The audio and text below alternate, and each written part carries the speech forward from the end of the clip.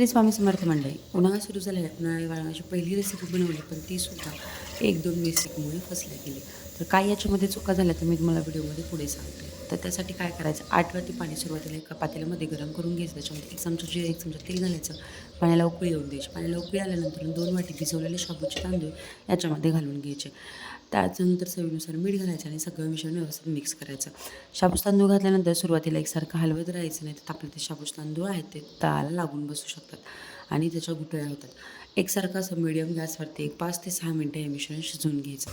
हे मिश्रण थोडंसं घट्टसर झालं की गॅसची फ्लेम जी आहे ती थोडीशी लो करायची आणि याच्यामध्ये आपण बटाट्याचा खीस घालणार आहोत. बटाट्याचा खीस जो आहे तुम्ही बारीक खिसणीने खिसून थंड पाण्यामध्ये ठेवून दिलेला होता. त्यानंतर स्वच्छ धुवून हा खीस याच्यामध्ये घालून घ्यायचा.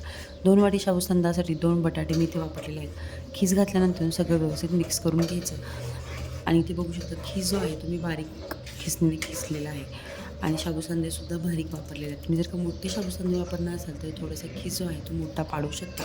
खिसणीसुद्धा मी तुम्हाला दाखवते म्हणजे तुम्हालासुद्धा याचा अंदाज लागू शकेल. इथपर्यंत सगळी प्रोसेस व्यवस्थित झालेली होती. मिस्टेक झाली ती पुढे. तर इथे बघू शकता खीस घातल्यानंतर सुद्धा आपल्याला हे 5 मिनटं शिजवून घ्यायचं आहे. शाबूचे तांदूळ पूर्ण शिजल्यानंतर आपण खीस घालायचा आणि खीस घातल्यानंतर 5 मिनटं शिजवून घ्यायचं. जास्त शिजवून घ्यायचं नाही, नाही तर खीस जो आहे तो एकदम गाळ होऊ शकतो. व्यवस्थित आपलं हे सगळं बॅटर शिजलेलं आहे बघू शकता कसं. त्यानंतर थोडंसं असं घट्टसर झालं की एका कापडावरती घालून घ्यायचं. पहिली महत्त्वाची गोष्ट म्हणजे हे जे सालपापड्या आहे शाबूच्या तांदळाच्या त्या मी घरामध्ये फॅन खाली सुकवल्या आणि ते सुद्धा एका कापडावरती.